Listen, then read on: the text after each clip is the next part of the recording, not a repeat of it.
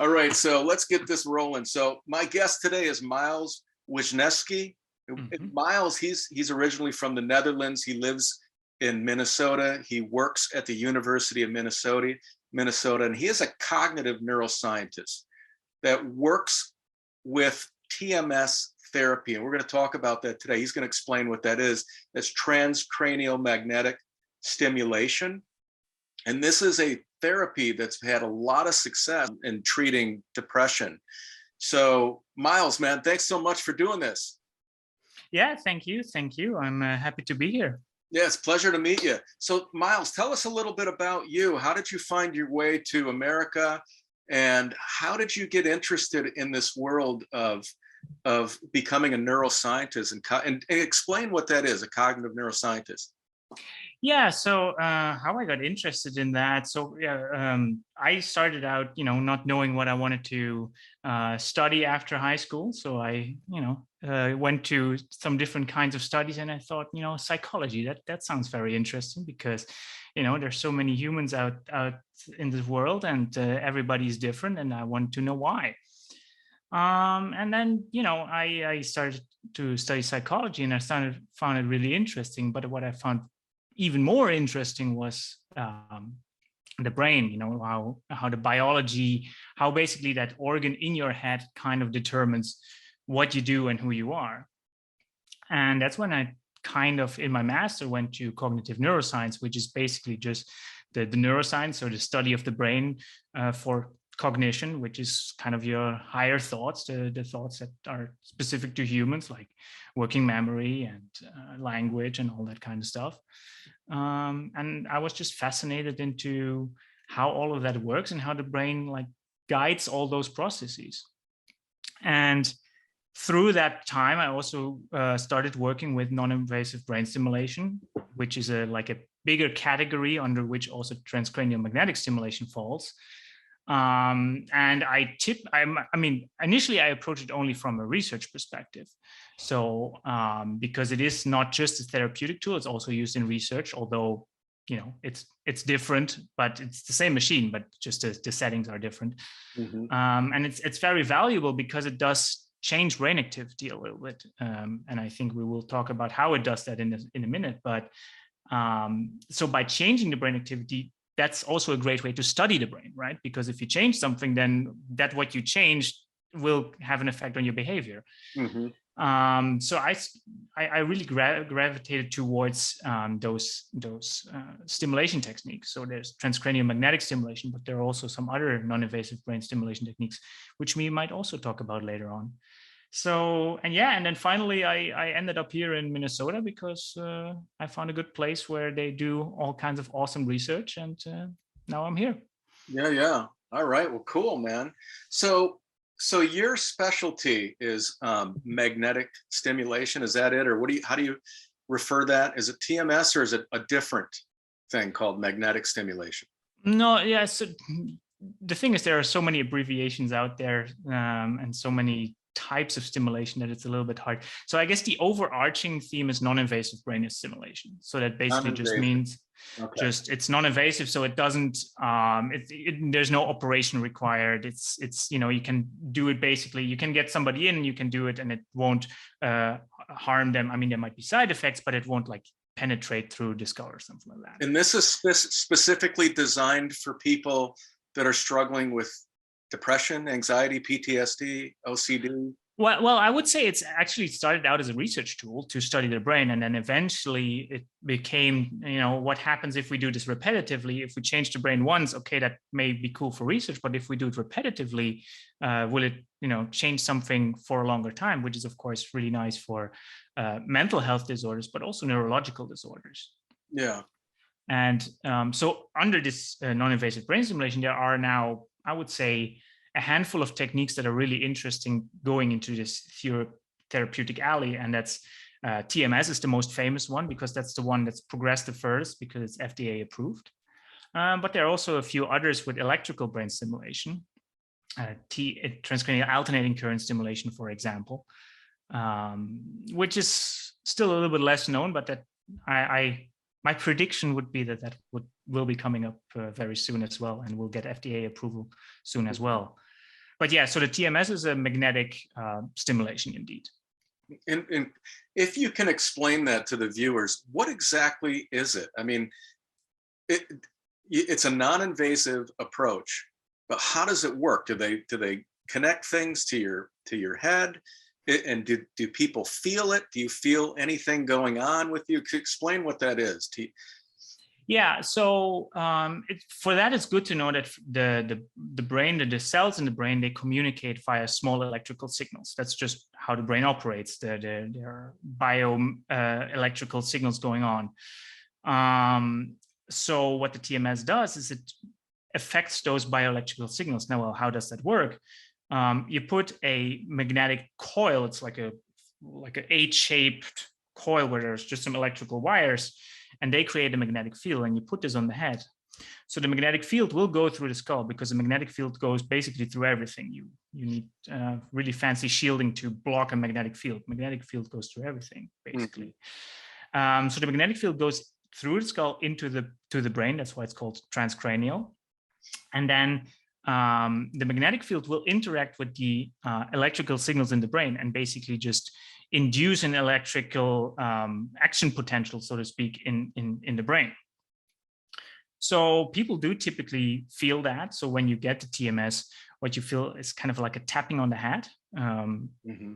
If it's at a higher intensity and it's faster, it's often referred to as a woodpecker, basically. So it's like some tapping on the head, and it really depends on the intensity. For some people, it's really just a minor inconvenience, and for some people, it's kind of annoying, somewhat even painful. Yeah. And it will depend a little bit on where it's on the brain. So, for example, if you put it over this area here, which is the motor cortex, that part of the brain is important to control your movements. So when you put it up there, you can actually induce a movement in a hand or a foot. However, typically for depression or other kinds of mental disorders, it's more put frontally to the brain.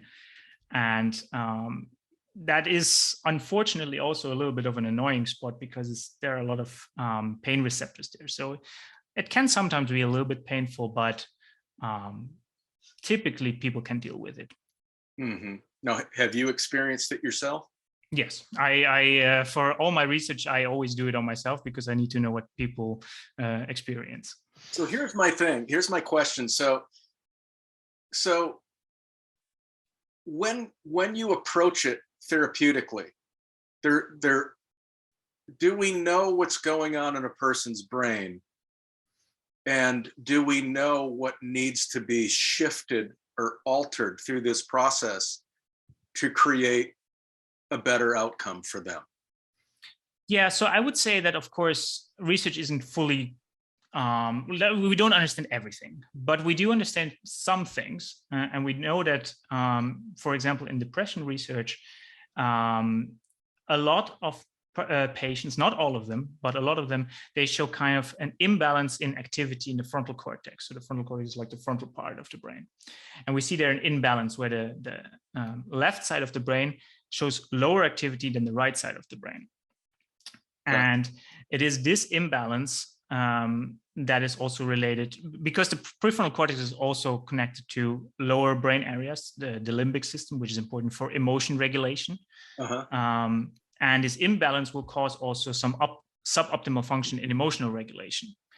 So what we do know is that, at least in a subset of patients, we know that this imbalance has caused trouble with emotional regulation, which then can cause either anxiety or depression or other kinds of symptoms related to that. Mm-hmm. So what we do then with the TMS is we try to increase the activity on this left prefrontal cortex, so that this balance is kind of like pushed back to the middle, and that then hopefully would reduce those symptoms. Does the TMS, once you, I guess, zap that particular area of the brain, does it sustain itself? Or do you got to continue to go back and redo it to sustain that activity? Yeah, so if you do it just once, then there can be after effects for up to an hour or so. And of course, an hour is great for research, but it's not really great for a therapeutic way, right? You want after effects to remain for a long while if they're positive after effects. So what people do with TMS therapy is that they get it for basically 6 weeks, can also be 8 weeks, can also be 4 weeks, but typically it's around 6 weeks, where they get it every day or at least 5 days a week. And then kind of the process builds up.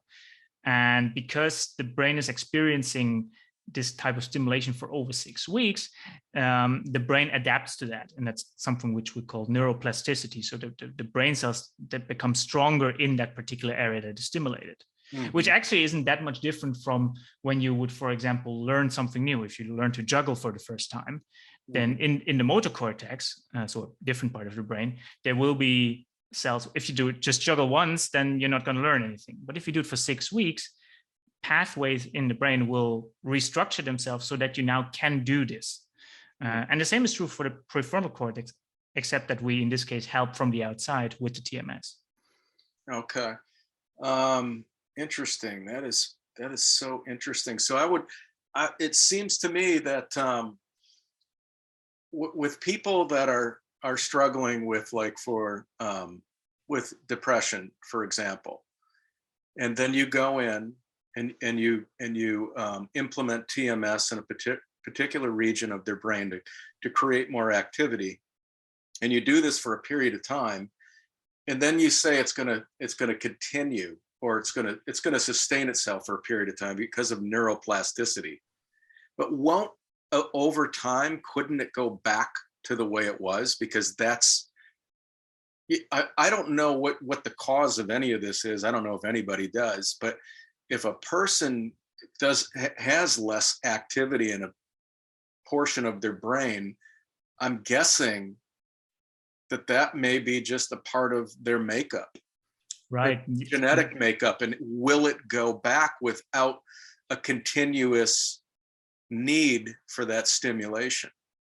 Yeah, and that is definitely the case for a lot of people. That, sometimes it lasts for a half year, sometimes for a year, but in other people it lasts for a very long time. So there's a lot of variability there. And as you say, it has probably to do with the genetic makeup, but I guess also with circumstances. TMS, it's kind of one part of the puzzle piece, right?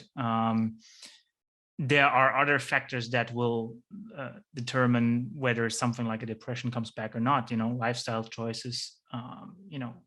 We know that, for example, physical exercise is something that is probably good in the prevention of depression. Meditation can be good. So I would definitely suggest that if you had a therapy, then after that, look into other things that you can do in just your daily life that will kind of help to maintain the changes that have been made. So it's a part of the puzzle, but it's not everything. But yeah, it's definitely possible to get maintenance treatments after a year or so, after 2 years. Yes. Okay. And tell us a little bit about your experience working with patients and some of the results that you've seen. Yeah, so I work with a variety of patients. As I said, I'm mostly a researcher, so I also work with a lot of healthy volunteers. But I have worked a little bit with depression patients, not as much. And I will be starting a study soon on obsessive compulsive disorder. But I also work with, for example, neurological disorders with stroke.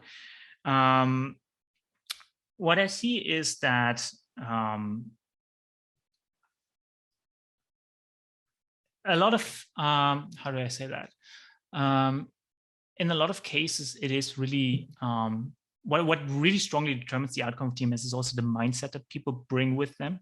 A lot of people come in with the idea that, they've done their research, they know what's going on. Whereas others are very hesitant. And if you're hesitant, you don't really trust what's going on, then you're kind of not allowing the positive change to happen. So I would say, based on my research, the positive effects happen in 60 to 70% of people, which doesn't sound amazing, but what should be considered is also that TMS is typically on people who are otherwise treatment resistant. So people who have tried 2, 3, 4, 5 types of medication that didn't work. So if we, in those people, still got a 60% response rate, that's still very good, I would say. Obviously, there is a need to improve that, but so I think things like mindset, and also just, as I said, things around that you do around the TMS. If you just come in stressed because you have your appointment just half an hour after work, and then you go home stressed into an environment that is also very stressful, for example, then the chances decrease significantly that it will work. Oh, wow. Okay. So really intention is important. Yes. Into this type of therapy. Yes. Yeah. And it will, of course, it's hard to, people have their lives, right? You cannot stop your life for 6 weeks. But if you have the possibility to take some time off, rather than do it after work, that might for some people be very beneficial. Just to also have everything around the TMS. What I'm trying to say is, it's not like a medication that you take and it will always do the same thing. Sure. It is everything around it that you're. For example, there is a study that I've been part of that shows very strong differences whether you are, for example, a morning person or an evening person. Mm-hmm. If you are a morning person, then TMS will be way more effective in the morning than it is in the evening, because that's when your brain is active, and then you can actually train the brain with the TMS. Whereas if you're an evening person, then a morning session is not very beneficial. Oh. And it's those kind of considerations that would be very, it's of course difficult, right? If you have to work and you can't go around it, then there is maybe no other way. But if you can, then those things you should consider. Yeah. How do you guys figure out what areas of the brain are inactive, and which areas to target? Yeah, so TMS is around for quite a while. So we know that the prefrontal part of the brain is quite important, just because there's so many studies about that. But of course, there could be individual differences. Now, the benefit that I'm having in a research setting that a lot of therapists don't have is that I can do an MRI scan. So I can do an MRI scan so that I can get an individual picture of the brain. And I can also do a functional MRI scan, which is like a MRI scan where you actually test the brain activity during a certain task. That could be a cognitive task or an emotional task. Mm-hmm. And then I can actually see which brain areas light up and which don't. And particularly those that don't light up that we would expect to light up, those would be the regions that we would want to stimulate. Mm-hmm. But of course, MRIs are very expensive. So if you just go to a TMS clinic, they might not be able to offer that because it's just so expensive. Yeah.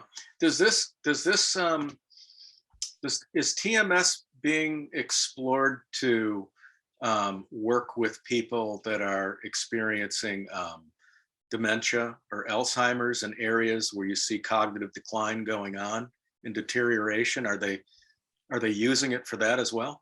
Yeah, absolutely. Since TMS is around, it has been used for a lot of things, some more successful than others. There's definitely a rich amount of studies on both Alzheimer's as well as Parkinson's, for example. Those are basically the two big ones. Though I would say that right now, there is not anything. There are some positive studies, obviously, but there are also some negative ones. So currently, I am not comfortable to say that it really works for those two. There might be some good studies, and maybe if we build that kind of evidence up, then we get there somewhere in 5-10 years. But right now, I would be hesitant to say that we found the right way to use TMS for those disorders. Okay, so it seems to be more of a focus with mental health issues.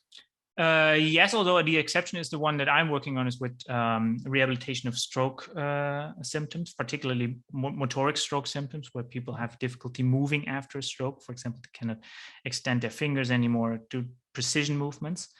There has been a lot of research on that since at least 20 years. And I'm happy to be a part of that type of research.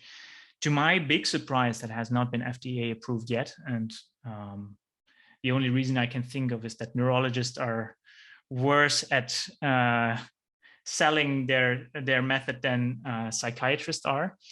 But it's definitely I've, in my personal experience, seen some very positive results, but I also know from the literature that if you combine TMS, for example, with motoric training, then people recover better than if they would only have the motoric training. Okay. All right. So you, so you said that you said you're getting about a 60 to 70% improvement in people, which I think is really high. And are you referring to people dealing with depression, anxiety? Yes. I probably depression. For anxiety, the numbers are a little bit lower. That's because we just understand a little bit less how anxiety works, and therefore also not how the TMS would affect that.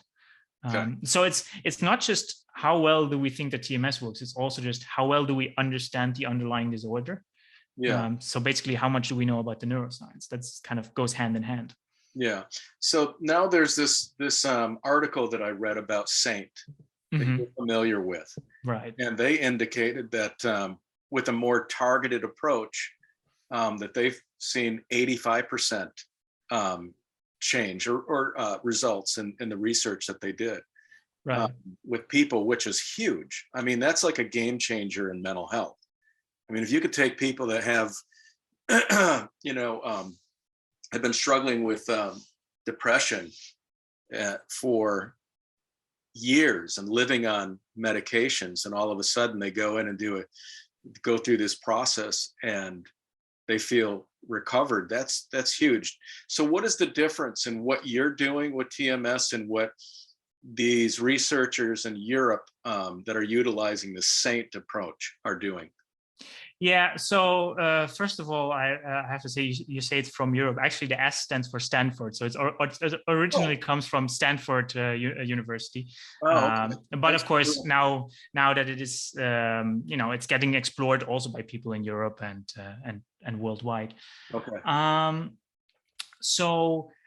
The Saint protocol is interesting because for one thing, what they do is the thing I mentioned already like 5 minutes ago, is they actually do an fMRI scan before they actually do the TMS treatment.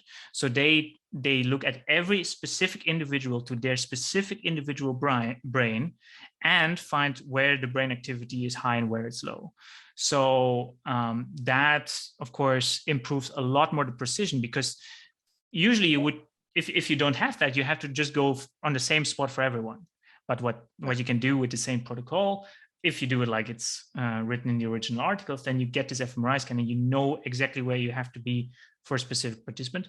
And shifting the TMS score with just 1 centimeter can make a big difference. So that's the first thing. Okay. And the second thing is it's an inpatient approach where people come into the hospital and actually have to stay there for a week rather than 6 weeks. So the 6-week treatment is outpatient, right? You just come in every day and then you go home. But the same protocol is an inpatient treatment where they come in for a week, and then they don't get 1 session a day, but they actually get up to 10 sessions a day, basically every hour. So for 8 hours straight or 10 hours straight, you get every hour 1 session, or every 50 minutes or so.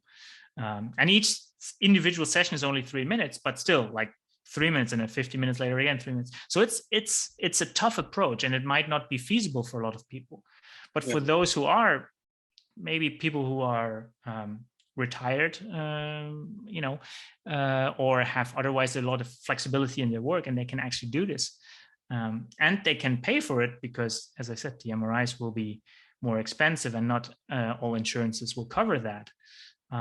Then for those, it's definitely, the research shows that it is more beneficial. But it is from a practitioner side very hard. Not every practice can do that, because either they don't have the MRI scan or they don't have the capacity to keep people for a week. Yeah, well, it almost sounds like, if you're going to, work with people to address, and I would think that most people that move down this path have already tried a lot of different things. Mm-hmm.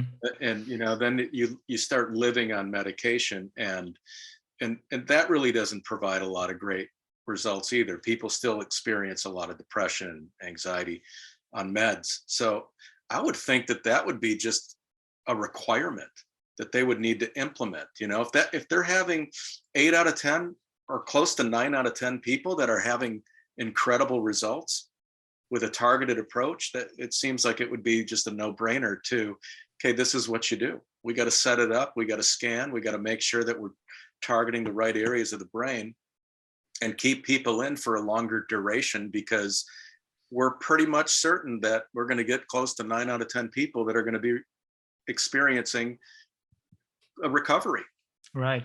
But yeah, for that, it also means that insurances have to cover this. Yes. And the good thing is that actually, I think it was last week or 2 years ago, sorry, not 2 years, 2 weeks ago, 1 or 2 weeks ago, this same protocol actually got FDA approval or FDA clearance in the United States, which is of course a good thing, because if something is FDA cleared, then insurances are way more likely to cover it.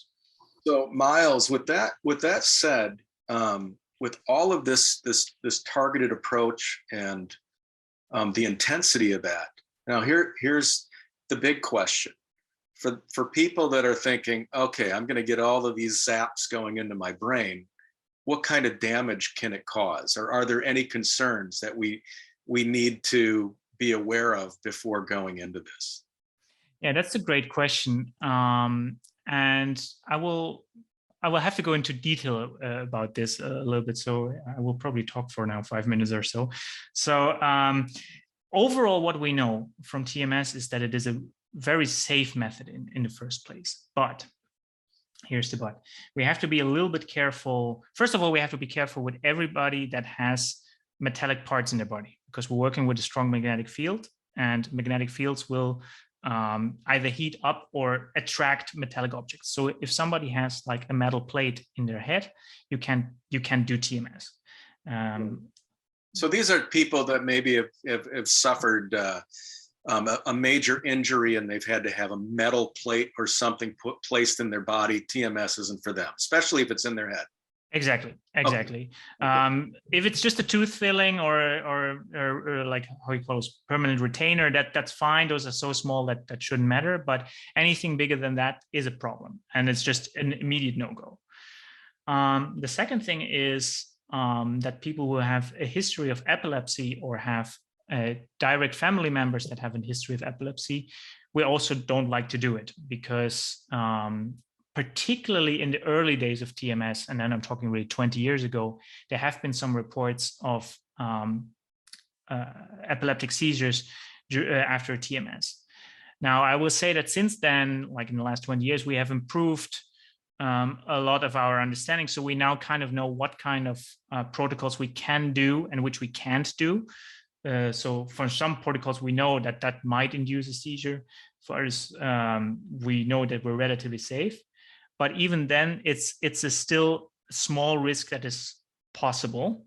Mm-hmm. I would say in people who not have a history of epilepsy, there has been a study recently where they inspected like basically all kind of TMS therapies from OCD to depression, and it is estimated that 7 out of 100,000 people can get an epileptic seizure during treatment. So 7 out of 100,000 is not a big thing. And also an epileptic seizure is not the worst thing in the world, but it is a risk, right? So that's something people have to understand. And these are people that have never had a seizure before. Exactly. Could potentially trigger something in there. Exactly. And that could be hereditary.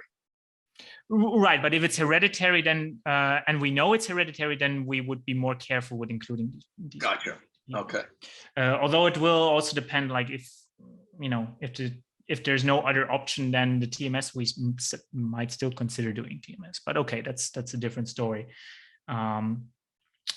Besides that, TMS, as I said, can be somewhat painful to the extent where some people really find it very, very annoying and actually painful.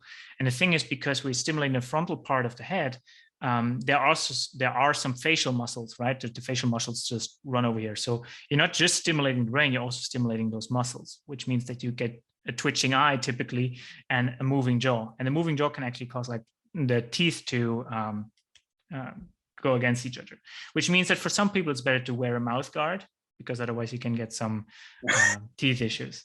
It sounds ridiculous, but people, it happens, and it's definitely not something comfortable. So now, when you actually did it yourself, did you experience any pain or? Well, it depends really on the region. If I do it in the frontal part, it is uncomfortable but not painful for me. Okay. Then again, I have had it so many times that I'm used to it. It's definitely also something you get used to over time. So the first session will definitely be worse than the last session. Mm-hmm.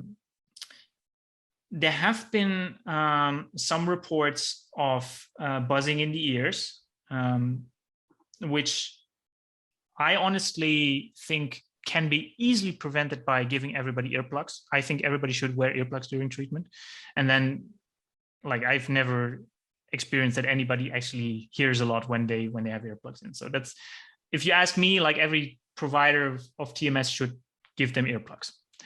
Mm-hmm. So there are some things that are preventable. Now, those are basically the main side, and of course a headache afterwards. You know, if there's something tapping on your head for a while, you can get a headache afterwards. So those are kind of the actual side effects of TMS. Okay. Now, then there are some things that people report that I would personally not classify as a side effect, but more just as a failure of treatment. For example, you know, if we know that 70% of people improve, then we also know that 30% of people don't improve. And out of the 30%, there might be like 10% that actually get worse. Either because we have gotten the wrong region or the wrong protocol or whatever. Now, of course, those 10% people where it gets worse is it's very serious, and we should, you know, look into that. But I wouldn't call that a side effect. I would just call that a failed treatment. But that's kind of semantics. It doesn't matter. Mm-hmm. And then there have been some occasional things that I only have seen actually on Facebook groups, is where people report memory issues. Now, I have never seen this in personal practice, and I've never seen this in any research article that I can think of. Of course, one thing that you always have to consider is when you're getting TMS for 6 weeks, a lot of things happen in those 6 weeks, right? And before and after also a lot of things happen. Some of the negative things that people report might just be a coincidence, something that happens in the time that they got TMS, but are not caused by the TMS. Mm-hmm. And particularly in the somewhat more negative comments in Facebook groups, I know there are also some Facebook groups that are actually quite negative about TMS, where they claim that it has damaged them. I would say in a lot of cases, it's just either a coincidence or something else that caused it. Because from a research perspective, we don't see those things. And either in research, we're missing a lot of things, which I find hard to believe, or it is a coincidence. Yeah, well, would you say that research is still pretty early on in this world, especially with the focus now on mental health? Well, it depends on what you're thinking early on. I think it's early on in, like, we can still improve how effective it is, but from a safety perspective, like what the side effects are, I think we have a quite reasonable understanding of what this bad side effects can be and whatnot. I mean, TMS has been invented in 1985, so it's around for. When was it FDA approved though for use for mental health? So the first time in 2008. So that's also already like 14 years. So okay, all right. It's not that I mean, I'm pretty confident to say that we know relatively well what the side effects are. I think what is more of a problem is that some practitioners might not be totally honest with what the side effects are in order to sell their product. But that's another story. Yeah. Yeah. Okay. So, but I mean, as far as from what you've learned and what you've observed in your research studies, it looks like it could be really just incredibly useful for people that have had treatment-resistant depression, for sure. Yeah. Some of these resistant mental health issues that people have dealt with for years, it might be something they want to try if they're having those kinds of results. You get 70 to 80, 85% of people that are improving in a research study. That's staggering.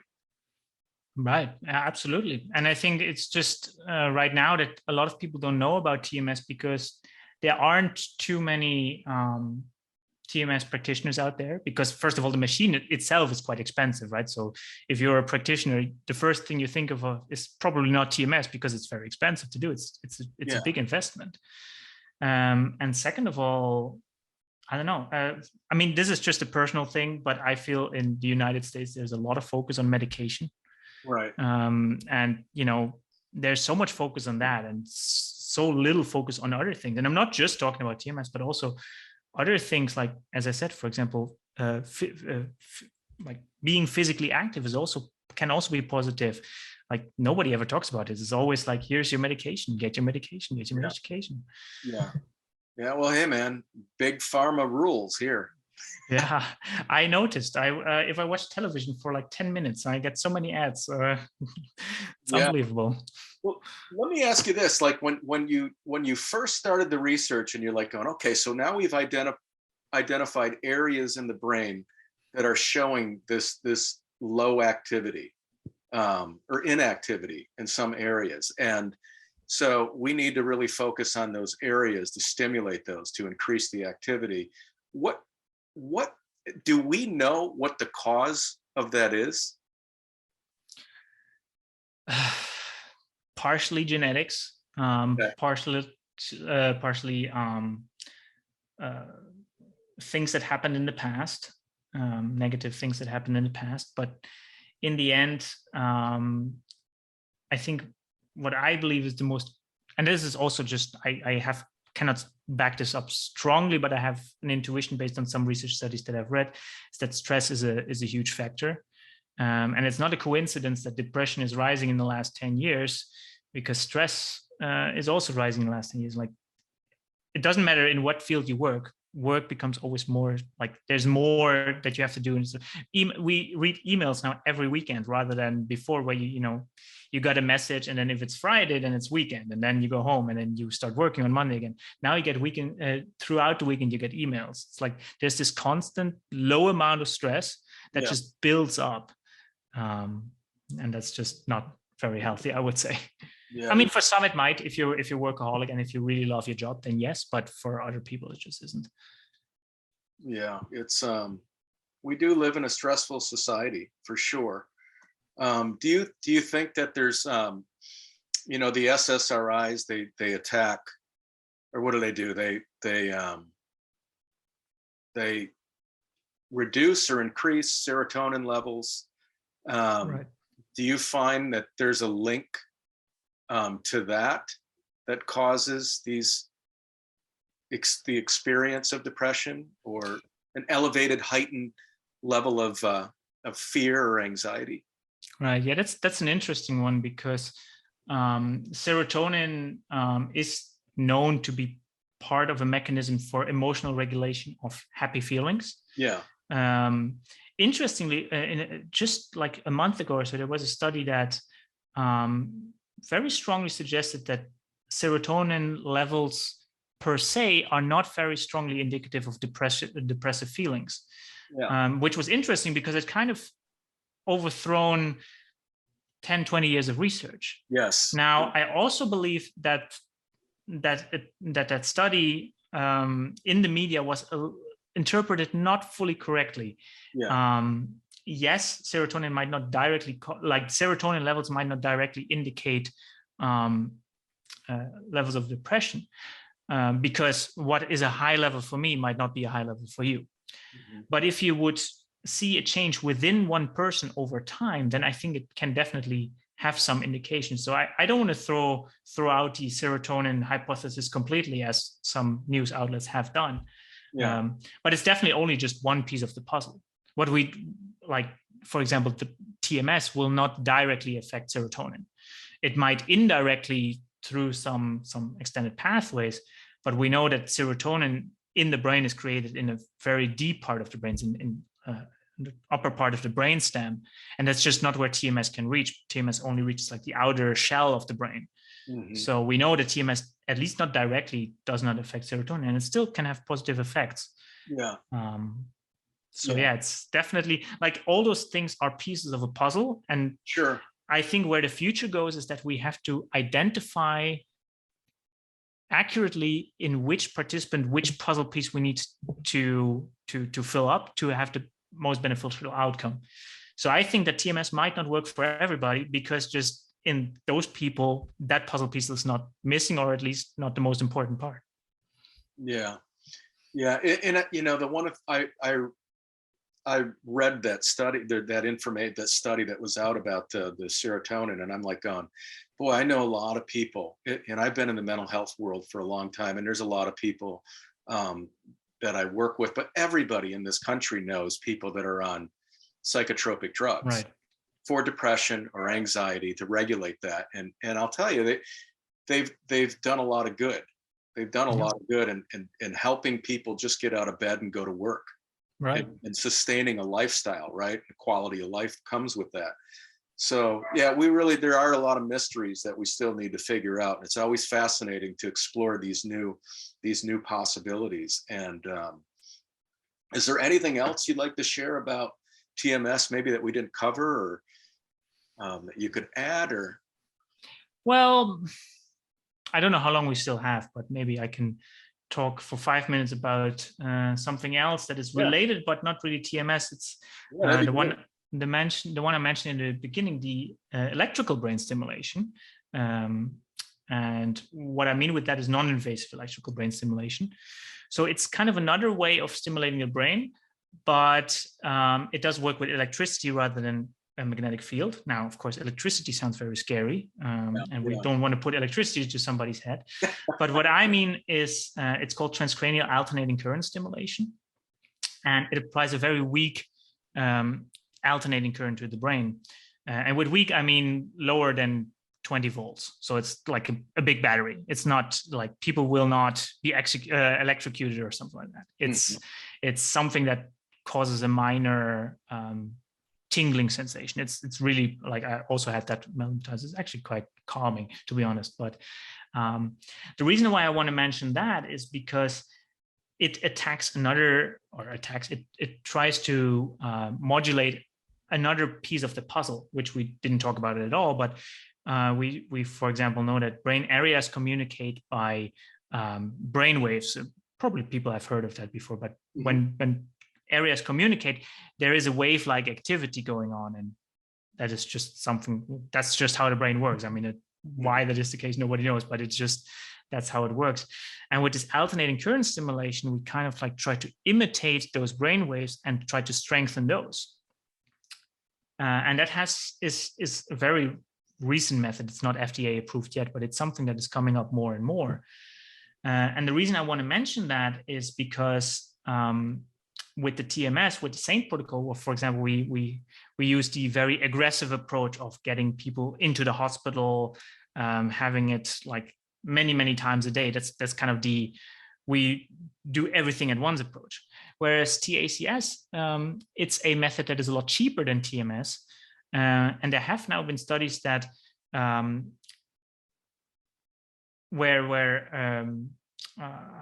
where people get the device to their home, and they get instructions from either researchers or clinicians how to use it, and then they get, like, on Zoom calls, they basically get explained how to use it. And it's kind of like a home use device then for a while. And that's kind of the opposite end of the spectrum if you think of approaches, where rather than going into the hospital for a week and doing everything at once, it's the other side, where you can just stay at home and you get it at home and you get instructed over Zoom how to use it, and then you can use it over a longer time at your convenience. And I think that's also a very beneficial approach for people who do not live near a TMS practitioner, or who do not have the possibility of driving there, or do not have the insurance to cover it. Yeah. So I think that's a very, it's still not FDA approved, so it's going to take a few more years, but I think that's something else for in the future to look out for. Yeah, Miles, what's the name of that again? That transcranial alternating current stimulation. Alternating current stimulation, yes. Transcranial, I'm spelling it, alternating current. Hold on here, my pen isn't working. My pen keeps stopping. Let me grab another one here. Okay. Alternating current stimulation. Current simulation. Okay. And it's abbreviated as TACS. TACS, and that's with electricity. Yes, but again, it's a low form of electricity, so nothing dangerous. It's a very safe method. I have to repeat that. Yeah. Thank you. It's just interesting with all of these different approaches to addressing a lot of these challenges that people have. It's going to be really fascinating to see where we're at, from even 5 to 7 years from now. Mm-hmm. And I think that, right now, it's a no-brainer for me. If I'm going to go TMS, I'm going to do the same approach. I'm going to go in, I'm going to find somebody that has the equipment that can scan to make sure they're targeting. It just seems like a waste of time. If, like you said, if you're even going a centimeter off, then it's just a waste of time. And so it makes sense to really try to hone in and focus in on what areas of my brain would need to be targeted. And so I would like to find a center that could provide that, but you want it to be affordable too, because a lot of times that's another huge problem in this country is affordability with healthcare. Right. So where's that going to be? Are people going to have, like in some of these strip malls across the country, where there's going to be a TMS, place that you can stop in and get a treatment and then come out, and then you're going to wonder, what's that equipment like? Right. What's the caliber of the equipment? Right. But who knows? You don't know where it's going to be. And with all of these new approaches with psychedelics too, it's really fascinating what's happening.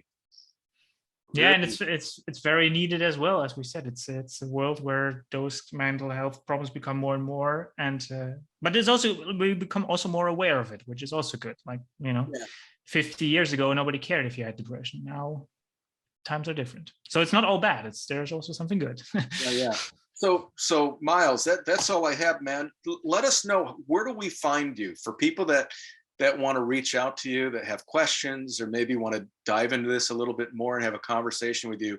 How do they find you? I think you have a website, right? I have a website, which is just basically my first and last name.com.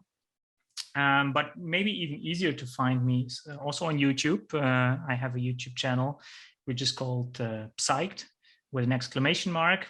But I'm sure you will find the link in the description of this video. Okay, so that's Psyched, and that's Psyched with PSYCHED. With an exclamation mark at the end. Yes. So if we type Psyched with an exclamation mark, search for that in YouTube, you're going to come up. Yeah, I hope so. We're not a huge channel, so there are some bigger channels that also have the name Psyched somewhere in there that will pop up first, but it's like a teal green symbol. But as I said, probably we'll share also the link. Yeah, we'll put the link. We'll put it on here. Or if you just type in Psyched and then TMS, you will definitely find me, because I have some few interesting videos, like on the FDA approved research protocols for TMS, and also some kind of like introduction video on the things you should know about TMS. So, all right. Well, this is Dr. Miles Wischnewski. Yeah, I always hate it when people call me doctor, but but it's such an earned thing, man. You put that time in, you get your PhD. It's pretty cool. Yeah, that's true. And I do appreciate your expertise and taking the time out to share, information about TMS and how it's really helping some people and improving their lives significantly. So yeah, I'm glad to talk about it. Yeah, man. Well, thanks so much for doing this, Miles, and have a great rest of the day, buddy. Yeah, thank you. You have a wonderful day too. Okay. All right.